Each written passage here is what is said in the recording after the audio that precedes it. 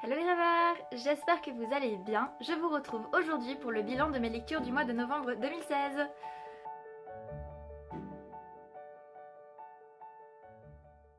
Alors, pour cette nouvelle vidéo, j'ai une dizaine de romans à vous présenter. C'est un petit peu moins que le mois dernier, mais c'est pas trop mal, je m'en sors quand même. Et je suis plutôt contente. Allez, c'est parti.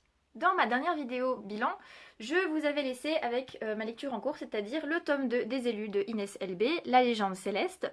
Alors, après avoir terminé ce bouquin, je me suis rendu compte, bon déjà j'en étais aperçue au fur et à mesure de la lecture, que ce tome 2 était beaucoup plus mature, beaucoup plus réfléchi que le tome 1, que Aileen était une héroïne qui avait vraiment mûri. Et c'était vraiment sympa. J'ai vraiment passé un bon moment dans ce bouquin parce que l'auteur a pas joué. Elle a joué la complication, elle est vraiment allée au bout des choses, elle a parfois séparé ses personnages, elle a fait faire des choix compliqués à son héroïne et on était vraiment dans l'empathie avec eux, avec elle, parce qu'elle fait des choix, parfois on a envie de la taper, parfois voilà c'est un petit peu adolescent, mais elle a su garder cette fraîcheur qui était propre à l'âge de ses personnages tout en nous proposant quelque chose de plus mature, de plus surnaturel aussi parce qu'on apprend beaucoup de choses sur le monde des anges et parfois ça m'a un peu brisé le cœur aussi. Donc voilà, j'étais vraiment à fond dedans et je peux que vous conseiller parce que c'est vraiment une saga qui est toute choupinette et qui est super à lire en hiver, je trouve, en plus avec les couvertures voilà, qui sont un petit peu tout douces. C'est super sympa à lire sous un plaid en hiver, donc voilà. C'était une super suite et je vous la conseille largement. Début novembre a ensuite été une période un petit peu difficile pour moi, on va dire que le travail sur le mémoire pour la fin de mon master n'est pas toujours évident. J'ai donc eu besoin d'un livre doudou chouchou de mon auteur favori, donc vous aurez peut-être deviné, je me suis plongée dans Le Premier Miracle de Gilles Le Gardinier aux éditions Flammarion. Alors, c'est la première fois que je lisais un thriller de cet auteur, je sais que certains étaient un peu frileux par rapport à l'idée de devoir lire un autre genre, mais il a très bien su mêler son aspect comédie et humain, comme il le fait toujours dans ses bouquins. Et moi j'ai lu depuis Demain j'arrête et j'ai lu tous les bouquins jusqu'à maintenant.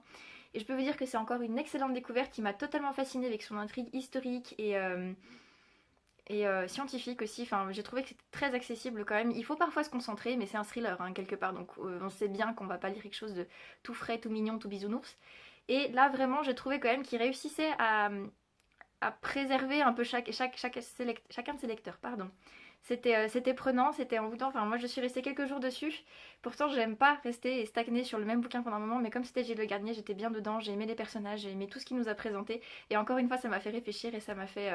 J'ai trouvé de belles valeurs dedans et du coup, ça m'a beaucoup plu. Donc, je ne peux que vous le conseiller, que vous soyez amateur de Gilles Le Gardinier, de comédie ou de thriller, de voilà.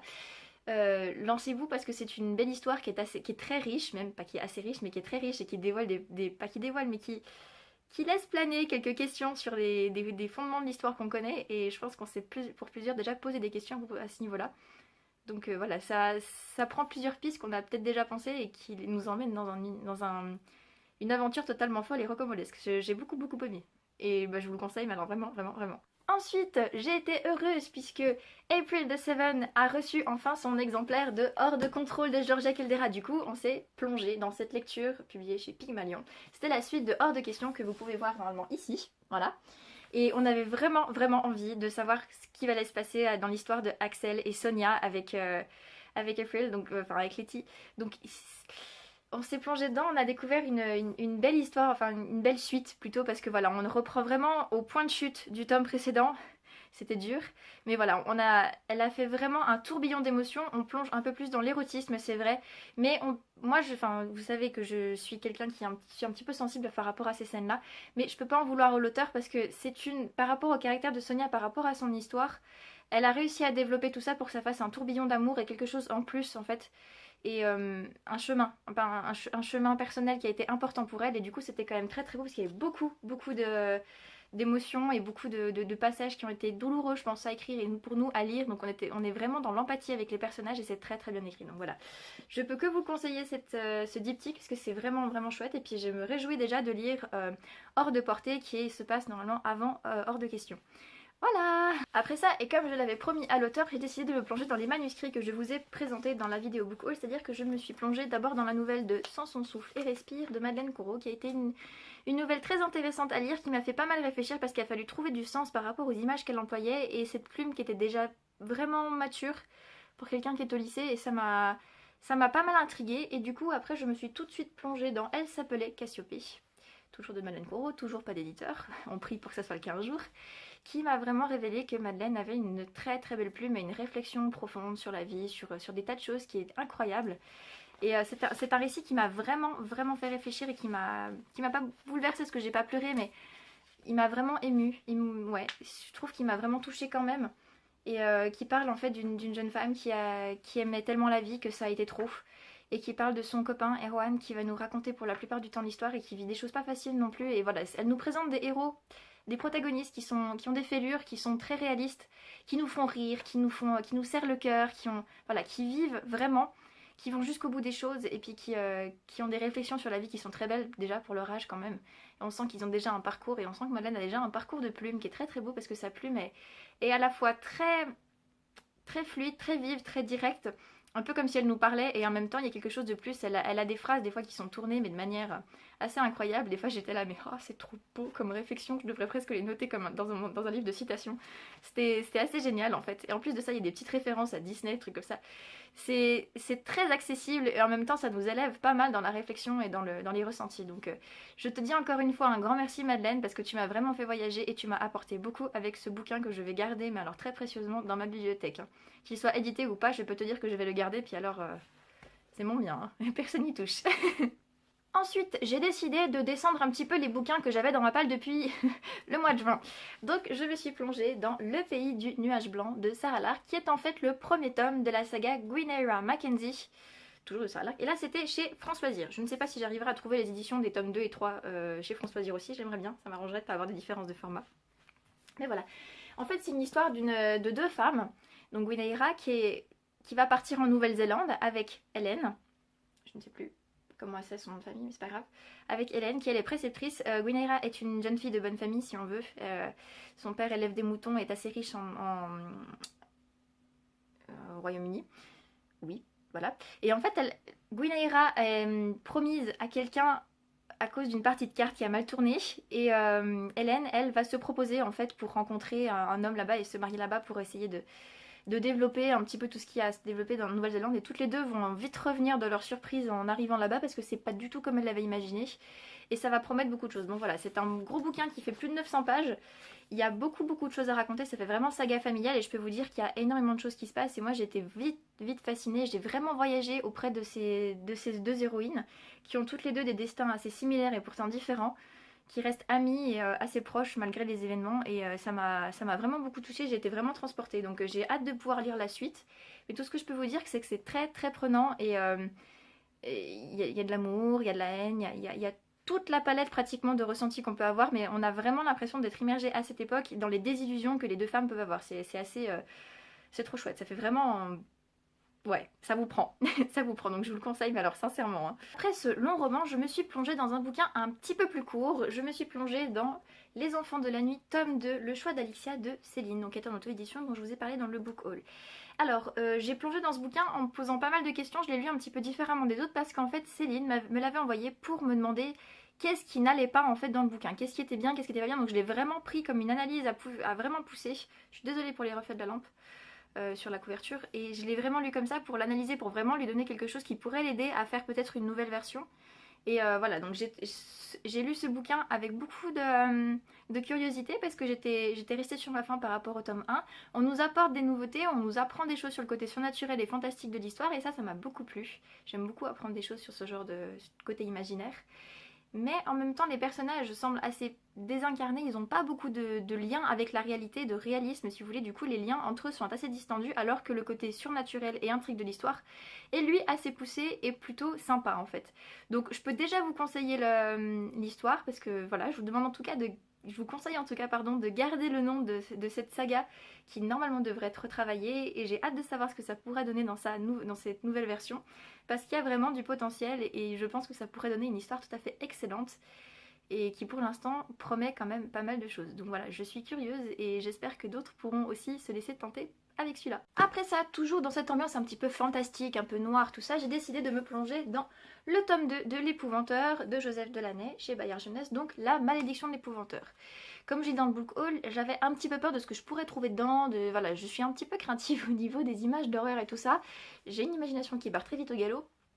Mais là, il faut croire que j'ai réussi à me brider parce que ce qui est évoqué dedans fait quand même assez peur puisque cette fois-ci, Thomas se retrouve face à une menace qui est assez flippante en soi, un espèce d'esprit qui peut s'incarner et qui manipule les gens. il y aurait eu de quoi m'inquiéter, soyons honnêtes. Hein. Il y aurait eu de quoi m'inquiéter, mais j'ai été plutôt fascinée par l'histoire et par ce qui s'y passe et par les jeux de valeurs et de principes en fait qui sont noués dedans, puisque Thomas a des idées et qui ne sont pas forcément en accord avec celles de l'épouvanteur. Il décide parfois de suivre ses envies, son instinct, contrairement à ce que l'épouvanteur lui a dit, et c'était plutôt fascinant. Je l'ai lu assez vite, j'ai dû le lire en 2 jours, voire moins. Et du coup voilà, ça nous embarque vraiment et c'est vraiment un univers qui est très riche et très travaillé et pourtant très accessible, très jeunesse aussi, voilà. Donc c'était une bonne découverte et je me demande ce que pourra donner le tome 3. Je remercie déjà Moustique de me l'avoir prêté. À la suite de quoi, j'ai totalement changé de genre. Je me suis de nouveau plongée dans une lecture commune avec Lady du blog April the Seven. Je me suis plongée dans Piégée de Christie Sobesti chez Pygmalion. Donc comme je vous l'avais dit dans le book haul, c'était une romance historique qui m'intriguait vraiment entre une jeune femme qui est aveugle des suites d'un accident passé il y a 10 ans auparavant par rapport à l'histoire et d'un garçon qui s'appelle Aaron et qui est libertin, qui se fout totalement de sa réputation. Je suis désolée, je parle très vite aujourd'hui. Qui se fout totalement de sa réputation et qui vont être liés d'une manière un peu improbable. J'ai beaucoup aimé cette histoire et la manière dont elle se met en place, les quiproquos qui se mettent, les doutes de chacun, l'évolution des personnages qui est très intéressante. Je regrette un petit peu qu'il y ait eu tous ces passages un peu érotiques, mais je m'y attendais et quelque part, voilà, ça n'a pas entravé ma lecture, ça n'a pas été trop. Voilà, j'ai sauté quelques passages, j'ai pas trouvé que c'était too much par rapport à certains. Je trouve toujours que c'est un petit peu trop, je suis désolée, voilà.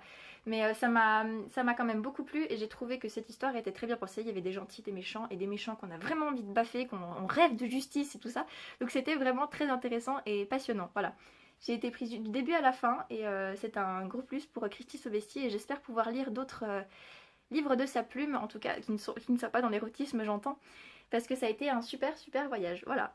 Après quoi, je suis retournée dans le fantastique et le surnaturel. Je me suis plongée dans Au nom de l'harmonie, tome de Miroir de Nathalie Chapouille, qui était une suite que j'attendais depuis un petit moment, comme je vous l'ai dit dans la dernière vidéo. Et je n'ai pas été déçue de l'histoire. J'ai eu l'impression d'être une véritable balle de pinball sur le flipper. Voilà, ça m'a... Je ne savais plus quoi penser. J'avais fait des hypothèses, j'avais anticipé des trucs, mais ça partait dans tous les sens et quelque part c'était très intéressant parce qu'on apprend beaucoup de choses et puis qu'on voit que Melinda est enfin en train de mûrir et de faire ses propres choix, elle qui a tellement été manipulée, poussée, guidée, tout ce que vous voulez.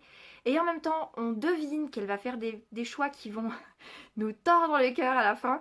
On devine quelque chose, si elle a fait ça, et si c'est ce que je pense, mais ça va être horrible. Et effectivement, c'est horrible.